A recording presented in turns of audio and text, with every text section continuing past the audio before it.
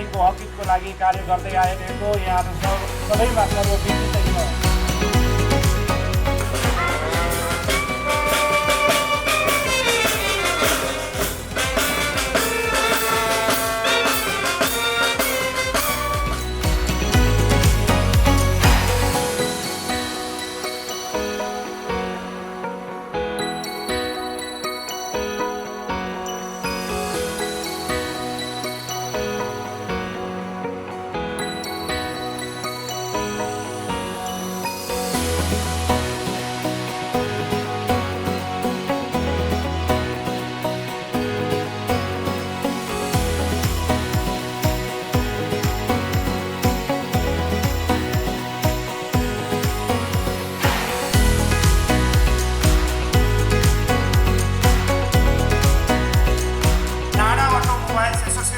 नेपाल 2032 सालमा स्थापित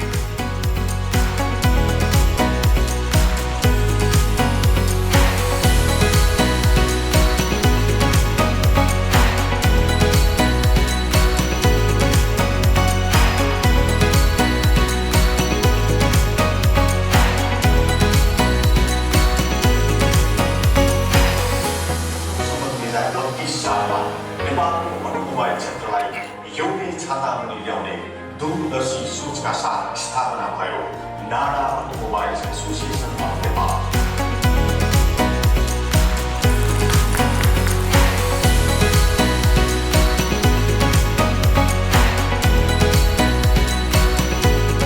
आज गर्वको कुरा पनि छ, खुसीको कुरा पनि छ।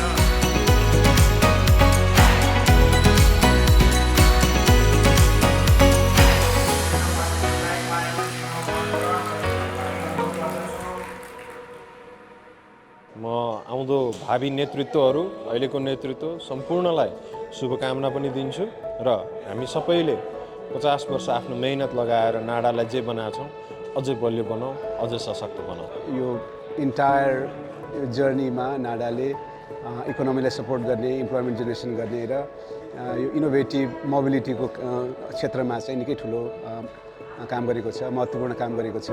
नाडा अटोमोबाइल्स एसोसिएसनको यो 50 वर्षको अवधि स्वर्ण जयन्ती समारोह यो खालि एउटा इतिहास मात्रै होइन, यसले नेपालको अर्थतन्त्र, आर्थिक विकास, अटोमोबाइल क्षेत्र र समग्र अर्थतन्त्रको विकासमा महत्त्वपूर्ण योगदान दिएको छ। कुनै पनि संस्था 50 वर्षसम्म टिक्नु र 50 वर्षसम्म राम्रोसँग काम गर्नु र यहाँसम्म आउनु भनेको ठुलो कुरा हुने रहेछ।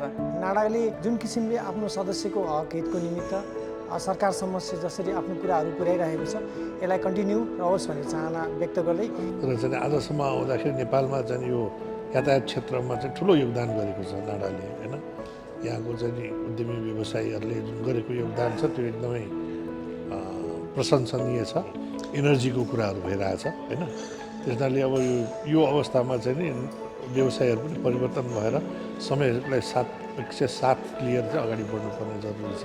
पुनः चाहिँ नि 50औं वर्ष उत्सवको उपलक्ष्यमा हार्दिक बधाई र शुभकामना। धन्यवाद।